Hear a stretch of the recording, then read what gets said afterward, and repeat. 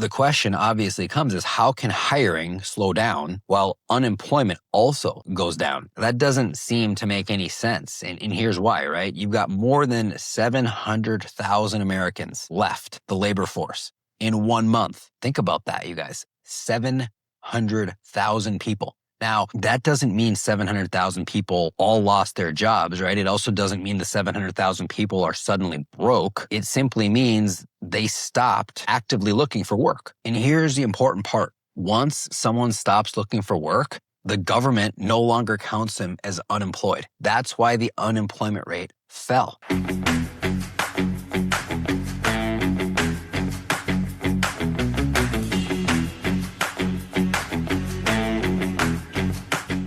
Hey everybody, welcome back to another episode of Keeping It Real Estate. I'm Dan Brisse. Everyone right now is talking about this jobs report that just came out.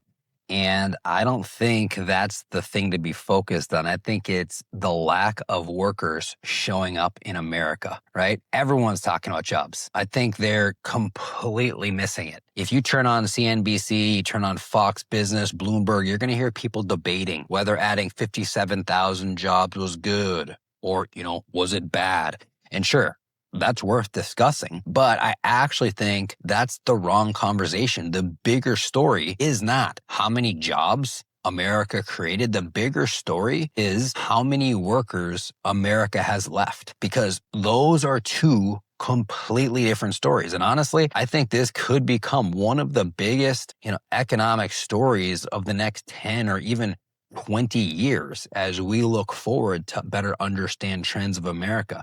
If you're investing in apartments, real estate, stocks, or business, this matters, you guys, a lot. Because, demographic trends, they don't usually last a few months. They usually last years, and sometimes they may even last decades. America has plenty of jobs. The problem is workers. So let's look at the numbers in this episode, you guys, because America added just 57,000 jobs. That's the slowest pace we've seen in months. And most people, they stop reading right there, right? They immediately think, okay, the economy must be slowing. Maybe, but then, something strange happened.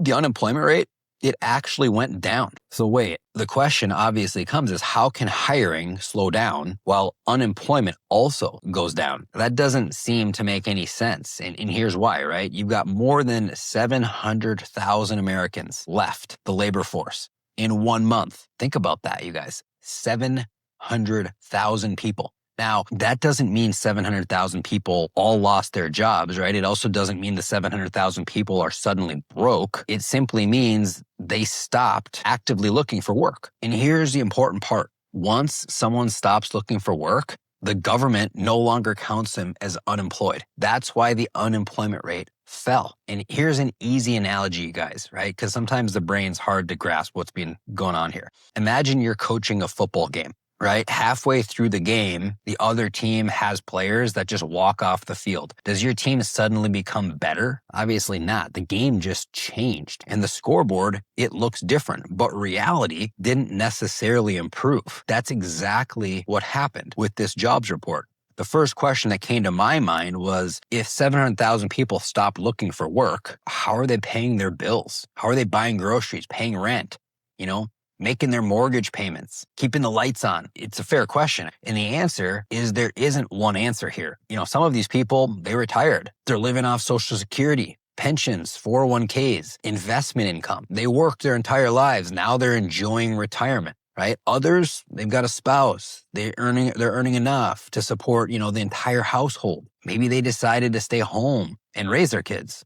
Some are caring for aging parents. Some went back to school. Some have enough savings to simply take time off. Maybe they sold a business. Maybe they've accumulated enough wealth to press pause. Others, they just received disability income or other assistance. And unfortunately, some people looked for months, couldn't find anything, the right opportunity, became discouraged, and they just simply stopped looking. But here's the point. I don't know which category every one of those 700,000 people falls into. And honestly, it doesn't really matter for the point I'm making, because from an employer's perspective, they're gone, right? They're no longer available to hire. And whether they retired, went back to school, became a stay-at-home parent, or simply quit looking, the result is exactly the same. America has fewer workers, period. And when the supply of workers shrinks, businesses have to compete harder for the workers who remain, right?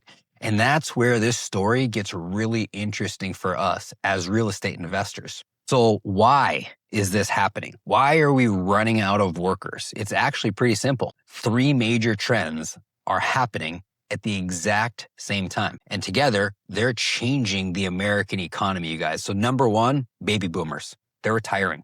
Millions of Americans are reaching retirement age every single year. And once most people retire, they don't come back. Think about your own life, right? How many people do you know who retired at 65 and then went back to work full time? Not many. Some do, right? Most don't. That's one reason America has fewer workers. Number two, immigration. It's slowed tremendously. Now, this isn't a political statement, you guys. It's simply an economic observation. For decades, America grew its workforce through immigration, right? Construction, hospitality, agriculture, healthcare, manufacturing, all these industries. Many industries relied on new workers coming into America. If fewer workers enter the country, the labor pool gets smaller. It's simply math, right? It's simply supply and demand. Number three is companies are hiring differently, right? You've got technology. It's changed everything. Think about AI, automation, software, robotics that are coming out. Companies aren't asking, how do I hire three more people? They're asking, how can one person do the work of three? That's a massive shift. Think about McDonald's even, right? Years ago, you walked in, someone took your order, someone else handled your payment. Today, you see touch screens, right? Mobile ordering, AI taking 3 drive-through orders, same hamburgers, fewer employees.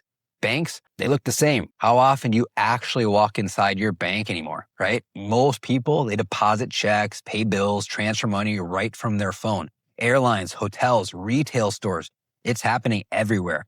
Now, let's bring this back to apartments, okay? Imagine building a brand new 300-unit community. 5 years ago, finding subcontractors, it was difficult. Today, it's even harder. The framing crew is backed up.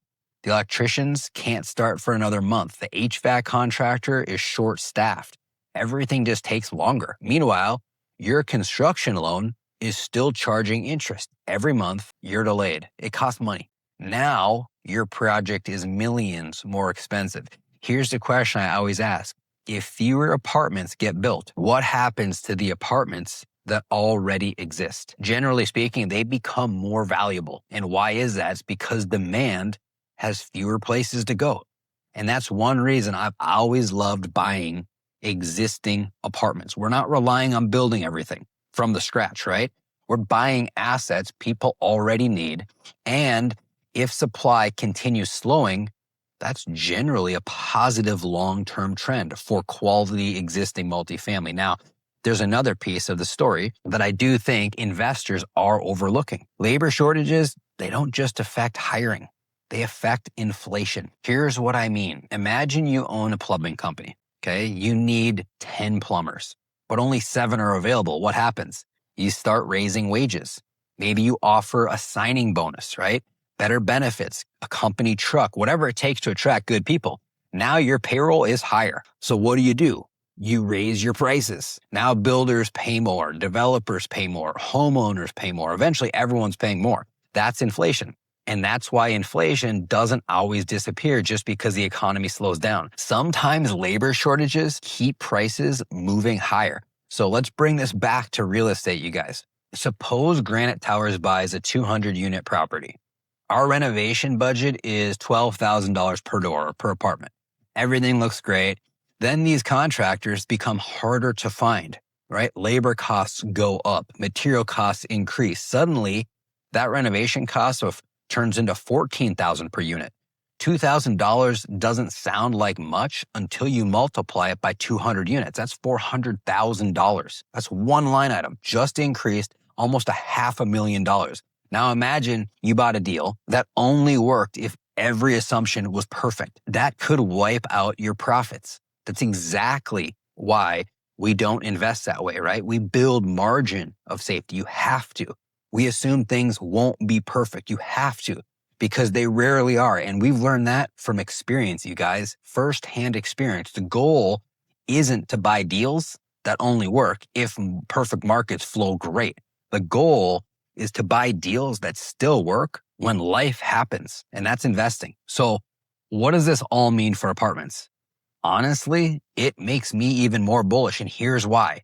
People can delay a vacation. They can postpone buying a new truck. They can skip Disney World. They can eat at home instead of restaurants. But eventually, they still need a place to live. Housing is one of the last expenses people eliminate, period. That's one reason I've always believed multifamily is just one of the strongest long-term asset classes. Now, that does not mean every apartment deal is a good investment.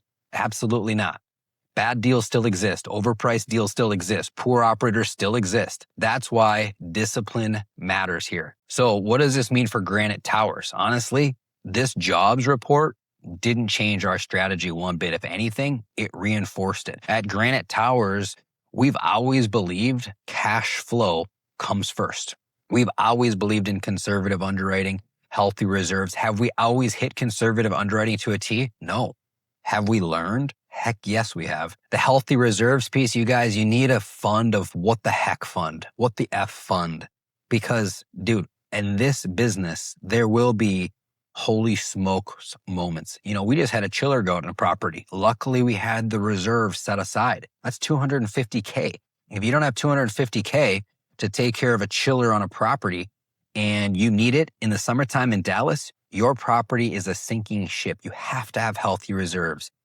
You want to have strong school districts.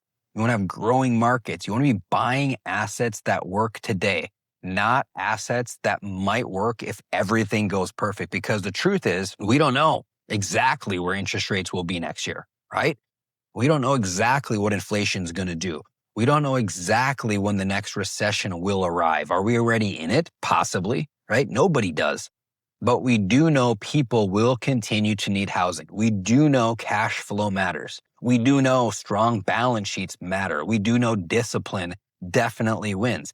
And that's the biggest lesson I took away from this report, you guys. This isn't primarily a jobs report. It's a demographic story, right? America is aging. No question about that. Population growth is slowing. No question about that. Workers are becoming more scarce. Construction is becoming more expensive. Technology is replacing repetitive work, guaranteed.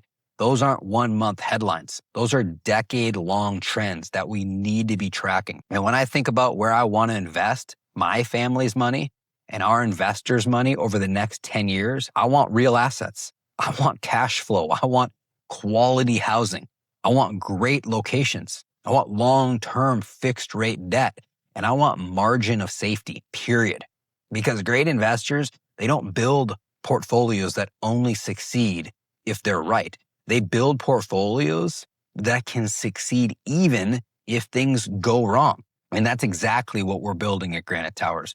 Thanks so much for spending a few minutes with me today. If you found this helpful, I'd love it if you'd subscribe, share it with someone who enjoys thinking about the economy through the lens of long-term real estate investing. And until next time, keep investing with discipline.